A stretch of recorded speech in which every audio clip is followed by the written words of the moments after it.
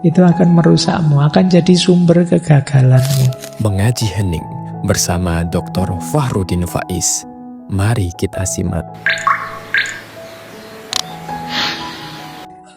Nah sekarang kita lihat, kali ini kita mulai agak psikologis ya, kita ngecek diri kita. Nggak tahu nanti materinya habisnya jam berapa. Yang penting bisa tuntas sebelum bertanya jawab. Nah, coba kita cek. Kita ini orang yang mudah berprasangka atau tidak? Yang pertama, ayo introspeksi. Kita ini suka ndak menghakimi buruknya orang lain. Memvonis, menghakimi, menuduh. Kalau kita punya kebiasaan begitu, kemungkinan kita akan mudah berprasangka. Jadi ini ciri pertama sudah. Saya tidak tahu, ternyata orang tipe hakim itu banyak meskipun tidak dibayar. Ya, kalau hakim beneran enak, menghakimi dibayar. Kita sering menghakimi meskipun tidak dibayar. Jadi apa-apa kita vonis, sesat kamu, itu kita sering begitu. Rusak kamu, jadi menghakimi dari sisi keburukannya ya. Kemungkinan kita termasuk yang mudah berprasangka. Yang kedua, kalau sudah menghakimi, gengsinya muncul. Terus tidak mau meskipun melihat fakta. Melihat fakta nyata, konkret, dia tidak mau ngakui. Itu pura-pura saja. Itu pencitraan saja. Itu acting saja. Itu sudah selesai. Menyangkal. Jadi dikasih argumen apa saja tidak masuk. Satu-satunya yang dia pegangi klaimnya tadi, vonisnya tadi. Kalau kita punya tipe yang seperti ini, ayo kita perbaiki diri kita. Yang ketiga, senantiasa memberi label negatif. Jadi label negatif itu selalu dilihat sisi buruknya saja. Ada banyak yang baik di ruangan ini, tapi yang dicari yang buruk. Nah, itu kemungkinan kita tipe orang yang mudah berprasangka. Dari ngaji yang 2 jam ini misalnya, mungkin 50% lebih hal-hal baik, hanya beberapa yang buruk. Tapi yang diperhatikan yang buruk itu saja. Misalnya, tidak semuanya Pak dapat minum Pak, cuma separuh. Yang diceritakan ini kemana-mana. Saya tadi malam ngaji, jauh-jauh ngaji, tidak kebagian minum. Enak yang duduk di luar bisa nambah bolak-balik misalnya. Yang dilihat itunya dong. Padahal ada banyak hal baik yang lain. Kamu fokus ke situnya. Nah, kemungkinan kamu tipe orang yang mudah berprasangka. Yang keempat, tipe yang mudah khawatir. Jangan-jangan dia mencurangi saya ini. Jangan-jangan dosen ini cuma ingin membuat saya susah saja. Tiap hari tugas terus. Ini kamu curiga, mulai berprasangka. Jadi orang baik pun kamu curigai. Itu kemungkinan kamu tipe orang yang mudah berprasangka. Bahkan orang bantu kamu pun kamu curigai. Kamu sudah minta tolong, dibantu, tapi paling bantunya juga tidak ikhlas-ikhlas amat kok paling dia. Ayo wes. Pikiranmu pokoknya negatif terus. Saya membayangkan betapa lelahnya dirimu kalau kamu tipe yang seperti ini. Mungkin tidurmu saja tidak nyenyak. Pikiranmu berat sekali. Melihat apa-apa serba negatif. Jangan-jangan kamu tidur saja khawatir. Saya mau tidur sih, tapi nanti kalau teman saya tiba-tiba ganggu atau teman-teman, tidak jadi tidur. Baik, ini introspeksi ya. Semoga teman-teman tidak ada di 4 ini. Biar tidak mudah berprasangka. Kita lanjutkan. Sekarang kita latihan coba. Jalannya apa sih untuk mengurangi prasangka yang buruk? Ini latihan ya untuk kita. Ada banyak jalan. Yang pertama tentu saja pendidikan. Jadi pendidikan penting. Kayak tadi kok ada orang sudah lihat faktanya kok masih nggak mau nerima. Ini sudah sangat masuk akal loh, tapi dia masih kukuh dengan prasangkanya. Oh, mungkin jangan-jangan level pendidikannya. Maka pendidikan penting. Yang kedua, self-esteem. Kebanggaan diri, harga diri. Penting untuk membuat orang tidak mudah berprasangka. Orang berprasangka itu kan sebenarnya diam-diam dia juga kurang mantap, kurang yakin dengan dirinya. Dia mencari validasi, mencari penegasan benar dan baiknya dirinya dengan cara menegaskan buruknya yang lain. Kalau kita mantap dengan diri kita, kokoh dengan kebaikan, kehormatan kita, kita sebenarnya tidak terlalu perlu untuk nuduh sini, nuduh sana. Saya yakin saya benar kok. Ya sudah. Ya monggo saja yang lain seperti apa. Saya yakin saya baik.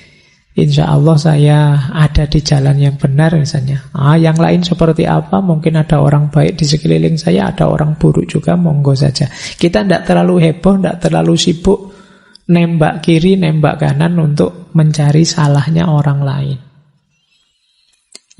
Karena kadang-kadang orang yang sibuk sekali ingin mengungkap bahwa orang lain itu salah, biasanya dia belum terlalu yakin juga dengan kebenarannya sendiri. Itulah kenapa cara dia menegaskan bahwa saya benar, itu loh orang lain salah. Berarti yang benar yang kayak saya ini. Yang ketiga, mengurangi prasangka buruk bisa dilakukan antara lain melalui agama. Kalau ini ya sudah pasti, norma-norma nilai-nilai moral agama akan memudahkan kita untuk tidak banyak berprasangka.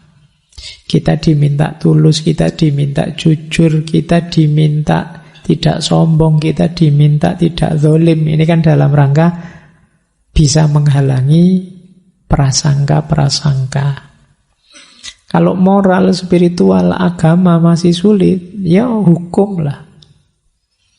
Main, merugikan orang lain, menyakiti hati orang lain, menzolimi orang lain. Nah, kalau di situ hukum bisa main.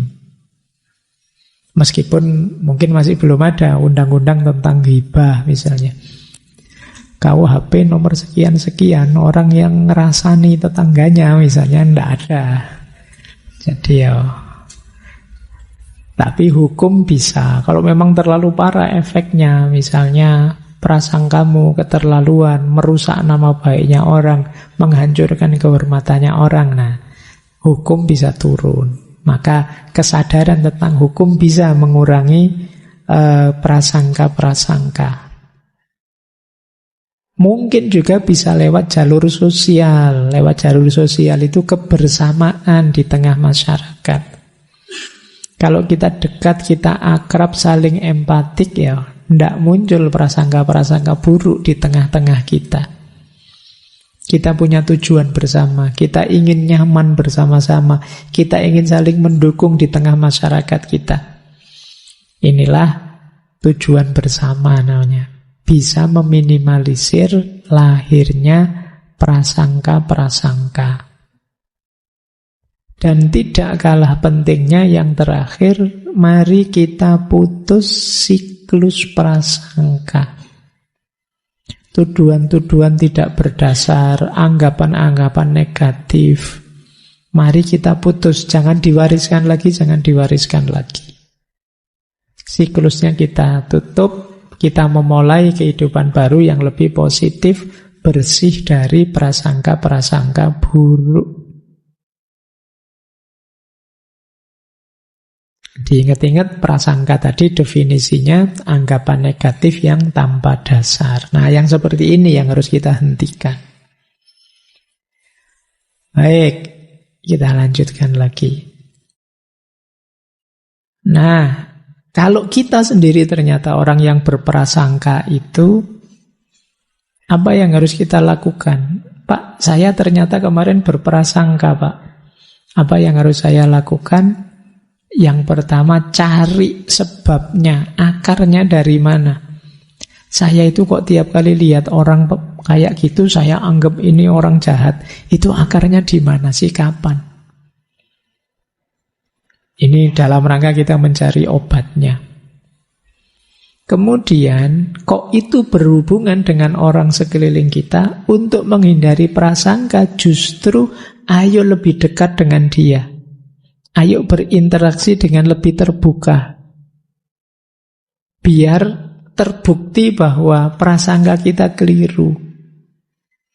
Ini kemarin saya hanya curiga saja. Saya hanya nebak-nebak saja. Nah, kalau kita tambah dekat, tambah ngerti, oh ternyata dia memang orang baik.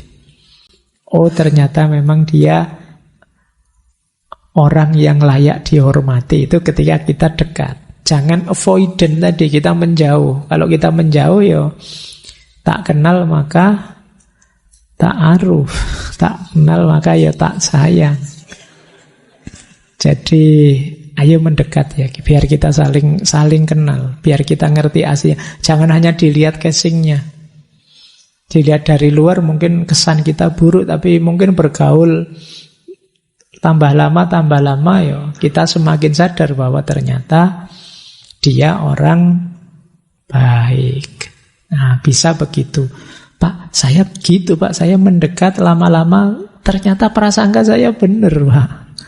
Dia bukan orang baik. Tapi kan sekarang ketika kita nemu bukti, nemu fakta, kenyataannya memang dia bukan orang baik, tapi kan sekarang bukan lagi prasangka, bukan lagi kira-kira, tapi kita sudah punya dasarnya. Kalau yang awal tadi kita masih ngarang imajinasi kita, bayangan kita. Sekarang setelah dekat, ternyata memang benar begitu. Ini loh buktinya. Saya sudah sebulan dekat sama dia loh. Ini faktanya saya banyak ketemu. Nah, jadi kalau sudah dekat, itu yang ketiga, itu kita cari bukti benar salahnya prasangka kita. Yang keempat, ada kalanya kita harus menerima saja. Mungkin kita punya tetangga yang buruk misalnya. Sudah punya rumah di sebelah kita, kelakuannya begitu, ya sudah. Saya saja yang hati-hati. Ada kalanya begitu. Tanpa harus berpanjang prasangka buruk, ya saya tahu dia orang buruk, tapi ya sudah, mau gimana lagi. Jadi orang bertarung itu kan kuncinya dua. Dia bisa mengalahkan dan menang, atau dia bisa bertahan, tidak terkalahkan. Jadi satu di antara dua. Karena saya tidak bisa mengubah dia jadi baik, ya saya harus kuat dekat dengan dia yang tidak baik. Solusinya dua itu. Nah, jadi rumusnya ada kalanya kita harus begitu. Terakhir, kita juga harus sadar bahwa kadang-kadang dalam banyak hal kita tidak kuasa untuk mengubahnya. Ada hal-hal yang bisa kita ubah, ada yang tidak bisa kita ubah. Mungkin watak-watak yang kita curigai, kita prasangkakan tadi, itu sesuatu yang sulit kita mengubahnya.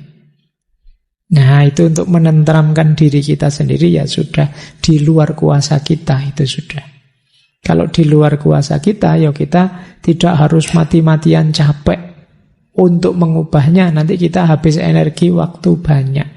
Kita kuatkan saja diri kita, kemampuan bertahan, survive, berhadapan dengan orang yang semacam itu. Baik, ini caranya ya, kalau tiba-tiba muncul prasangka buruk dalam diri kita. Saya lanjutkan. Mungkin masih ada 1-2 slide lagi, setelah itu kita dialog. Jangan lupa, di antara banyak prasangka buruk keluar, ada juga yang bahaya, yaitu kita prasangka buruk pada diri kita sendiri. Ini bisa jadi sumber kegagalan kita.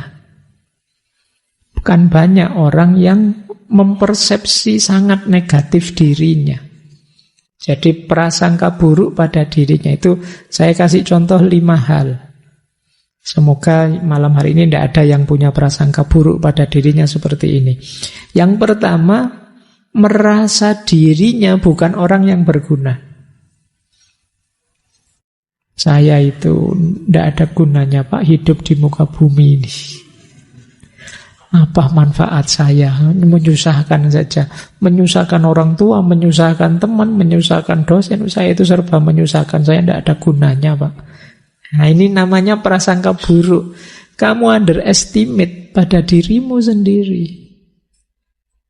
Jadi ini akan merusakmu.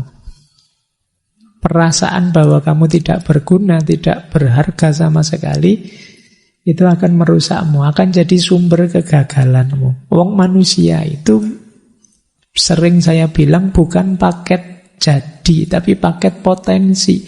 Loh, kamu ingin berguna seperti apa? Kamu ingin berkontribusi apa? Kamu ingin melakukan apa? Kamu masih bisa. Selama masih diberi Allah waktu, kamu masih bisa ingin apa saja. Ingin berguna untuk apa? Pada siapa? Dengan cara apa? Bisa kamu atur. Sumber daya, kekuatan, energimu masih lengkap, masih bisa dipakai. Maka jangan merasa tidak berguna. Kalau kamu merasa tidak berguna, sebenarnya kamulah yang tidak menggunakan segala fasilitas yang dianugerahkan Tuhan padamu. Kalau ingin berguna berarti ya gunakan itu sekarang untuk kemanfaatan yang lebih besar. Yang kedua, mungkin ada yang merasa seperti yang kedua ini. Pak, saya itu ya begini-begini saja sejak dulu. Mungkin nasib saya ya memang sudah digariskan begini, tidak akan berubah. Ini juga persepsi negatif pada diri kita. Menganggap diri kita sudah stuck, tidak mungkin berkembang lagi. Ya seperti saya bilang di awal tadi, kita tergantung pikiran kita. Kalau kita menganggap diri kita selesai, sudah stuck, ya selesai berarti memang. Padahal kalau kamu mau ingin berkembang lagi, pasti kamu bisa. Tergantung caramu memprasangkai dirimu, mau prasangka buruk apa prasangka baik. Kalau prasangkamu buruk seperti ini, ya kamu sedang membangun kegagalanmu sendiri. Termasuk yang ketiga, merasa tidak mampu melewati tantangan hidup. Tidak kuat saya Pak, tidak mungkin saya bisa Pak, tidak mungkin, ya sudah selesai. Kamu sendiri yang mempersepsi dirimu sebagai tidak kuat, tidak mampu, tidak mungkin. Padahal harusnya bisa saja kok kalau kamu mau berjuang. Ya kalau kamu menyerah ya lain cerita. Tapi kalau kamu siap berjuang, apa yang tidak bisa kamu taklukkan, tidak bisa kamu lewati. Inilah yang disebut prasangka buruk pada diri sendiri. Atau mungkin ada yang seperti ini.